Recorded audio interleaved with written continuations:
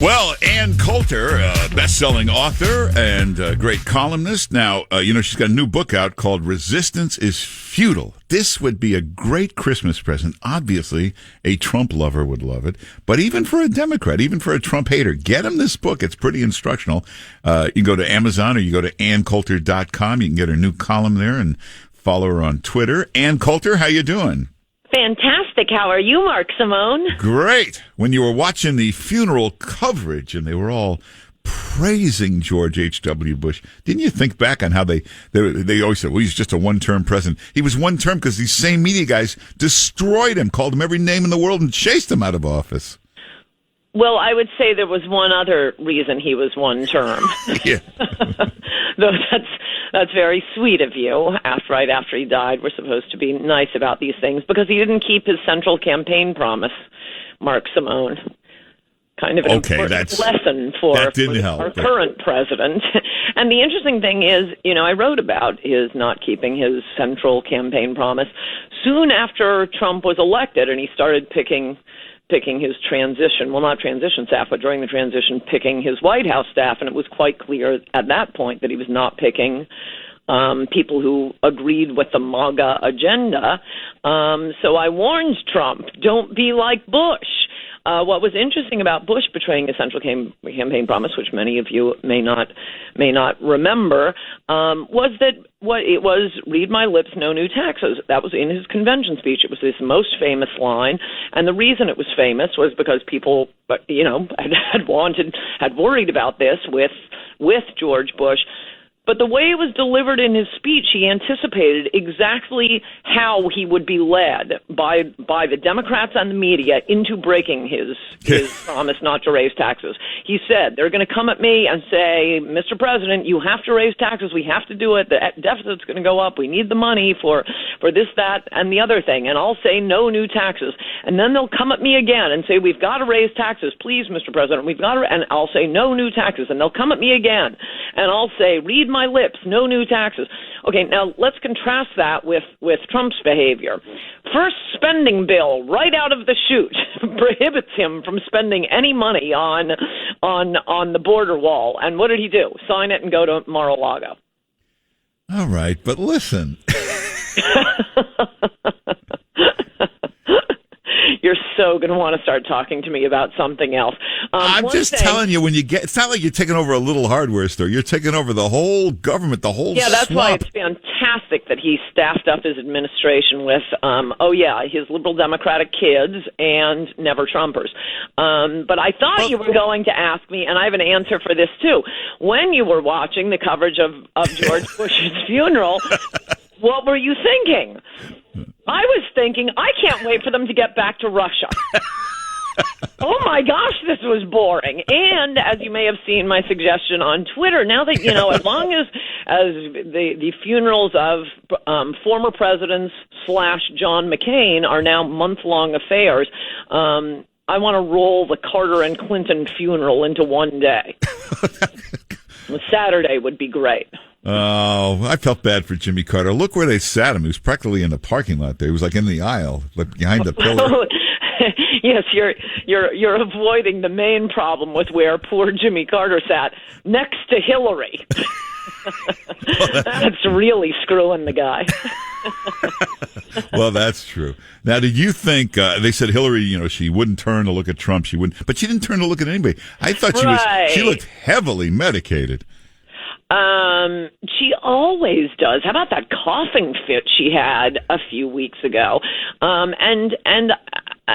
always feel kind of guilty. She seems like an old sick woman, and I don't want to make fun of someone like that. The reason that this is worth mentioning is that right before she collapsed at that 9/11 memorial, that happened to be the point at which the MSM, the blue check marks on Twitter, the hosts on MSNBC and CNN particularly went after conservatives for saying, Hillary doesn't look that healthy. She sure seems to be coughing a lot. I think there was an article in the New York Times denouncing these crazed right-wing conspiracy theorists, and then, bam, collapses. Well, also, a coughing fit in the middle of that funeral yesterday would have been horrifying. because it was so quiet, and if she started coughing for 40 minutes, it would have been awful. I think that's why she was so heavily medicated. I like that we're all just agreed here. And she was heavily medicated. Well, I also kind of thought I don't really feel like defending Hillary, but I did think it was kind of unfair. I mean, when you're sitting in an aisle like that, you have a different view than people looking at an angle at you. You can't see somebody coming. You don't look at someone saying hello, 4 seats down. Yeah, but just getting back to the media for a moment, the hypocrisy of them praising George H.W. Bush and forgetting that they called him a racist, a crook, Iran-Contra. You wrote about the Willie Horton ad. They destroyed this guy when he was president. Now, they always do this. I first noticed it when Reagan died, and and there wasn't a lot of love lost between the media and Ronald Reagan. But I guess that was it was when it was right before the 2004 election. I think that's probably it was, Google that, but it was right before an important election. I think it was the 2004, maybe it was 2000 election. I sort of felt like Reagan passed away at the perfect time to gin up Republicans and make them feel patriotic and warmly toward the Republican Party. But the encomiums to Reagan, it was the same thing. They like dead Republicans. Once they die, they must be contrasted to any current living Republicans to say how the current ones are so falling short of that high standard that the media is used to, but one they didn't acknowledge at the time. Yeah, we're talking about Ann Coulter. You should get her book. I think it's her best book ever. Resistance is Futile. It's also never going to go out of style because the resistance will not give up. It's the exact same arguments.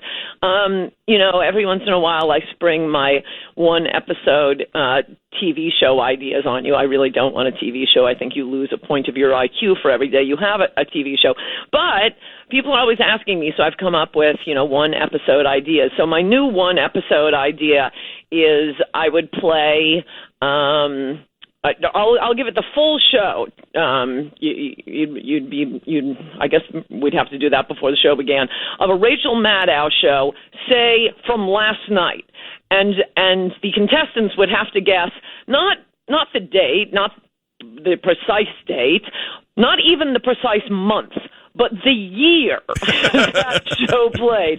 You cannot tell last night's MSNBC primetime from any of their 2017 primetime shows. It's the exact same thing over and over again. They will not give up on this neurotic obsession with the idea that Trump colluded with Russia, because how else could she possibly have lost? We can't understand this.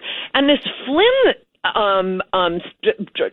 sentencing document this week, this is the most hilarious example of it. I mean, we all know he was set up. I suspect what he said to Kislyak was something like, don't worry about the sanctions, we'll deal with that later. Probably something Obama would have been happy for him to tell the Russian ambassador. We don't want to start World War III here. And when he was asked, being set up by an FBI agent, did you discuss sanctions with the Russians? The sanctions at that point were throwing Russians out, and I think most people think of sanctions as more of a monetary thing than throwing out representatives. In any event, it's a ridiculous law that's never been enforced. He's gotten no prison time, and everything Mueller had against him was redacted. So a normal person would say, Mueller's kind of desperate, didn't have a case, was too embarrassed to let anyone see what the case against Flynn was, but he did end up with 0 prison time. The media's interpretation of this is, oh boy, Trump better be afraid. The noose is tightening. The one thing the media never seems to notice, Mueller has been trying to terrorize these guys into talking, whether it's Flynn or Michael Cohen. So he charges them with every possible thing he can charge them with, yet he's never charged any of them with collusion. What Michael Cohen did doesn't rise to collusion. What Flynn did doesn't. Not to mention that collusion's not even a crime under any law. Right. There are no, except in the case of Manafort with, I guess, some tax shenanigans. Yeah, but that's from years ago. Long before he was working for Trump. None of them are actually charged with a pre-existing underlying crime. They're all being charged with process crimes, lying to investigators. Yeah, and then when you bring this up, that there's nothing illegal about collusion. There's no law anywhere against collusion. They give you this, well, Mueller's going to charge him with committing fraud against the United States. But if you talk to legal people, nothing would rise to the level of criminal fraud, which has to involve money and all kinds of things. So, right. No, that's exactly right. And I'm not saying that you should, quote, lie to investigators, but these are all crimes that wouldn't exist but for the investigation. And you have to remember, when people plead guilty to these things, or if that's the only thing they're presenting to us as a crime that's been broken, exactly what you're saying. I mean, even if you're totally innocent, you are looking at a $500,000 legal bill to defend yourself. And so it's easier to just say, okay, fine, I lied to you, fine. Send me to jail for a week. Well, I hate to say we're out of time, but I'm telling you, if you want a great Christmas present, Ann Coulter's book, it's her best book yet. It's called Resistance is Futile. And get a copy for your liberal friends, because if they're trying to stop Trump, it actually tells them how to do it. It tells them how to do it, and it tells them everything they're doing wrong. You'd think they'd want to read the book and learn from it. Yeah, and then you and I would stop being bored watching MSNBC. It used to be a little funner. Yeah, so it's a great Christmas present. And again, if you haven't read it, it's her best book yet. Resistance is Futile. You go to Amazon or go to AnnCoulter.com, and her new column is up there today, AnnCoulter.com, and follow Ann Coulter on Twitter and Facebook and all of that. And Ann Coulter, thanks for being with us. Good to talk to you, Mark Simone. Bye-bye. All right, take care.